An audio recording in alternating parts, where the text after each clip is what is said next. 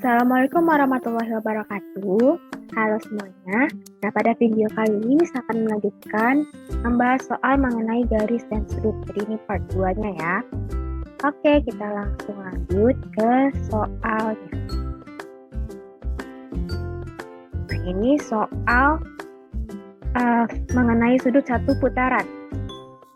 Jadi kalau di gambar itu ada sudut ya, yang menunjukkan bahwa garis AE tegak lurus dengan garis BE. Dengan besar sudut BEC itu 46 derajat, sudut CED itu 6Y, kemudian sudut AED itu 8Y ya. Gitu.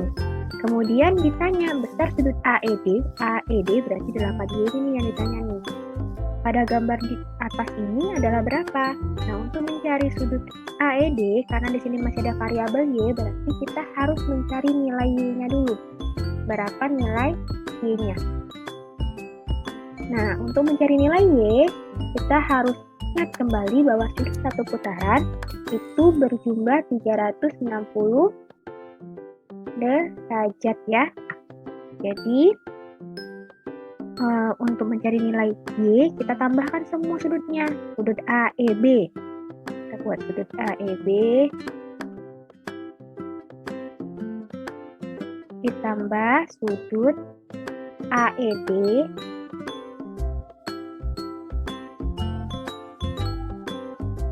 Tambah sudut CED.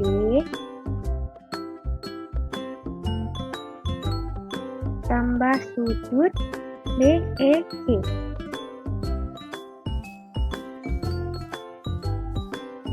Sama dengan 360 derajat.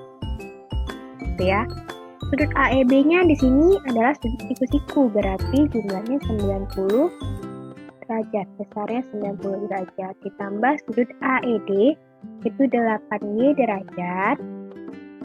Ditambah sudut CED itu 6Y derajat. Ditambah sudut BEC itu 46 derajat.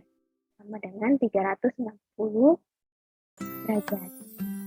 Di sini kita bisa langsung jumlahkan yang variabelnya sama. Di sini kan Y ya. 8Y ditambah 6Y berarti 14Y derajat ditambah 90 tambah 46, 136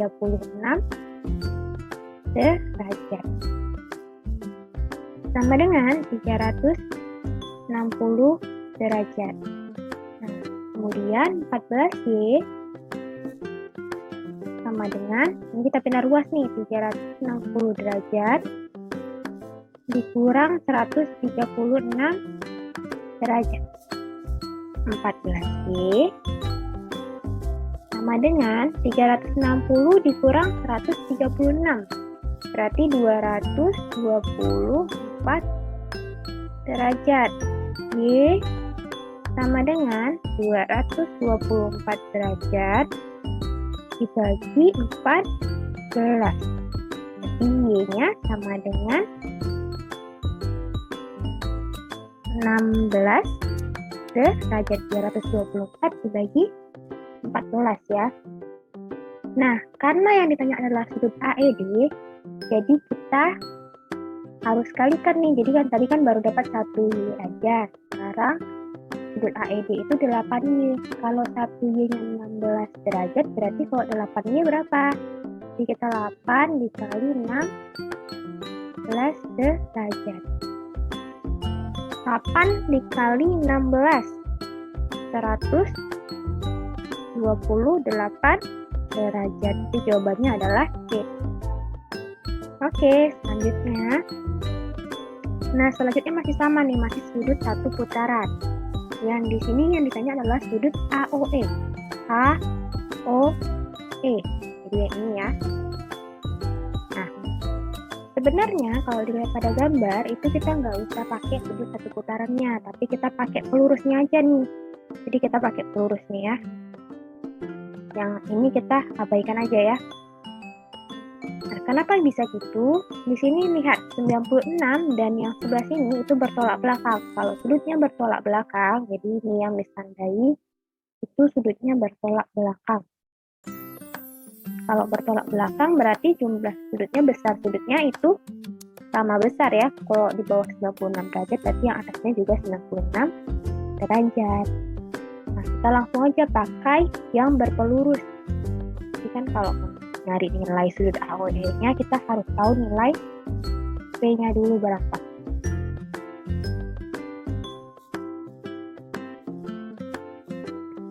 Sudut berpelurus itu jumlahnya 180 derajat. Jadi kita bisa jumlahkan sudut AOB ditambah sudut AOF ditambah sudut EOF sama dengan 180 derajat karena berpelurus. Sudut AOB-nya itu 4P. 4P derajat ditambah sudut AOF-nya itu 96 derajat ditambah lagi sudut EOF-nya itu 3P derajat. Sama dengan 180 derajat. Nah, variabel yang sama kita jumlahkan ya, 4P tambah 3P itu 7P. Sama dengan 96-nya kita pindahkan ke ruas kanan, 180 dikurang 96. Jadi P sama dengan 180 dikurang dengan 96. 84 derajat. Ya. P sama dengan 84 dibagi 7. P sama dengan 84 dibagi 7 itu 12 derajat. Ini baru P-nya aja, didapatnya. Sekarang yang ditanya adalah sudut AOE. Sudut AOE itu yang mana? Sudut AOE itu 96 ditambah 3P, jadi yang ini ya. Sudut AOE itu yang ini. Berarti sudut AOE sama dengan 96 derajat ditambah 3P. 96 derajat karena 1P-nya itu 12, jadi 3-nya dikali 12 derajat ya. 96 derajat ditambah 36 derajat. Sama dengan berapa nih? 132 derajat. Jadi jawabannya adalah E. Oke, lanjut ya. Soal selanjutnya. Nah, untuk soal yang ini itu masih sama, kita di berpelurus. Cuman ini garis M juga lurus dengan garis kita. Yang ditanya itu adalah besar pelurus FMG. FMG. Nah, mengingat kembali di video sebelumnya, kalau berpelurus, jadi besar pelurus itu adalah pasangannya ya, jadi bukan sudut FMG-nya ditanya. Misalnya di sini berpelurus ya, kita mau ambil yang ini deh misalnya. Jadi boleh yang ini, boleh yang ini, sama aja ya. Sekarang kalau kita mau ambil yang itu, berarti yang ditanya itu adalah pelurusnya yang ini, lawannya ya.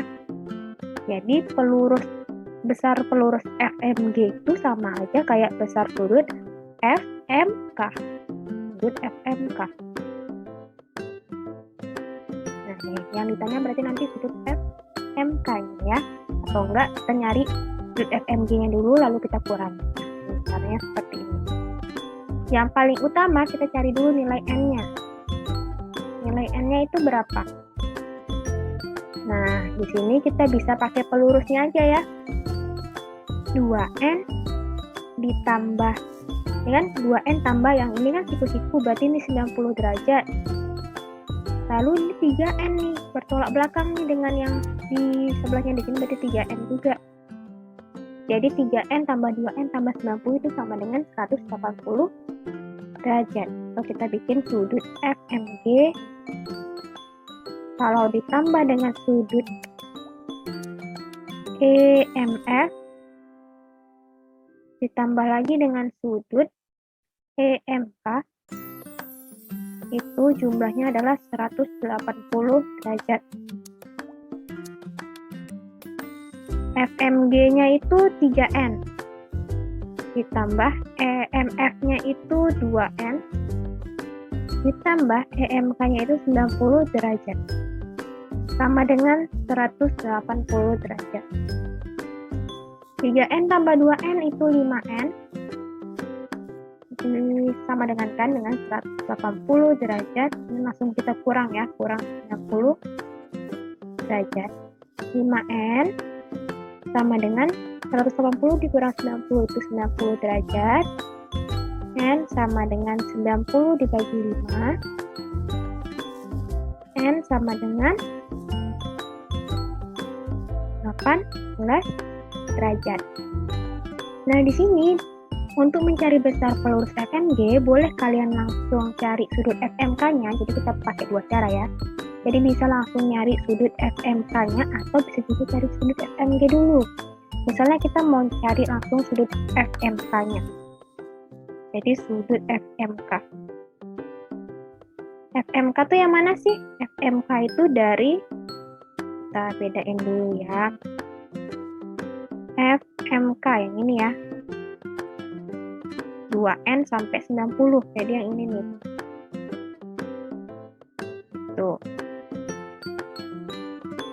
Sama dengan 2N 2 kali 18 derajat ini ya. Ditambah 90 derajat. Sama dengan 36 derajat tambah 90 derajat sama dengan 126 derajat. Dapat nih jawabannya C. Nah, boleh juga kalian mau nyari 3N-nya nih. 3N-nya berapa? FMG-nya yang kita cari ya. Jadi misalnya sudut FMG-nya 3 kali 18. Sama dengan kan 3 kali 18 itu 54 derajat. Ini baru besar sudut FMG. Kalau pelurus FMG berarti kita kurangi ya.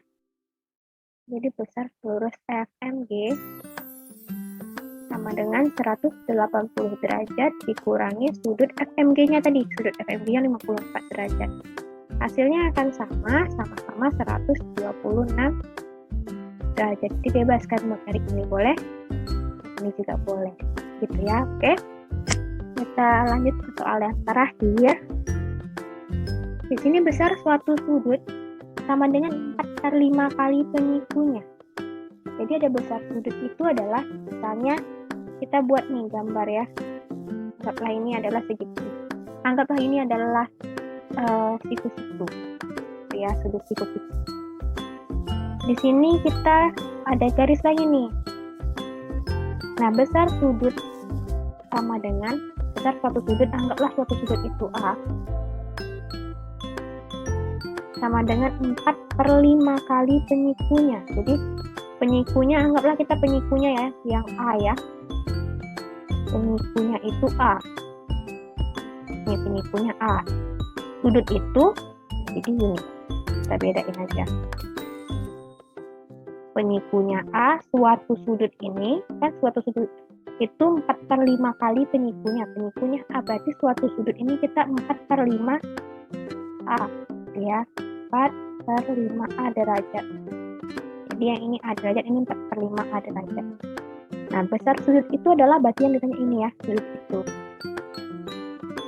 Oke, kita langsung aja penyiku. Penyiku itu kan 90 derajat. Berarti langsung kita tambahkan aja 4/5 A ditambah A sama dengan 90 derajat. Langsung nih kalian bisa, kalau cara kita temuin kayak gini, itu karena ini satu ini dianggapnya penyebutnya ya, penyebutnya kan 5, berarti anggap ini 5/5. Jadi 4 tambah 5 9 per penyebutnya tetap 5 A sama dengan 90 derajat. A sama dengan 90 derajat. Nah, kalau pecahan pindah ruas, itu kita balik tuh pembilang dan penyebutnya. Jadi 5/9. Ini bisa langsung dicoret. 20 bagi 9 itu 10 derajat. 10 kali 5 itu 50 derajat. Gitu. Jadi A-nya sama dengan 50 derajat. Ini baru A nih, baru penyikunya. Kalau besar sudut itu yang 4/5 kali penyikunya adalah, jadi kita nyari nih, besar sudut ini adalah 4/5A. 4/5A itu 4/5 dikali A. A-nya itu adalah 50. Berarti dicoret langsung nih 50-nya. Jadi 10. 4 kali 10. 40 derajat. Oke, jadi jawabannya 40 derajat. Sampai di sini dulu untuk pembahasan pada video kali ini. Semoga dapat bermanfaat untuk kalian semua ya. Terima kasih sudah menyaksikan video ini. Assalamualaikum warahmatullahi wabarakatuh.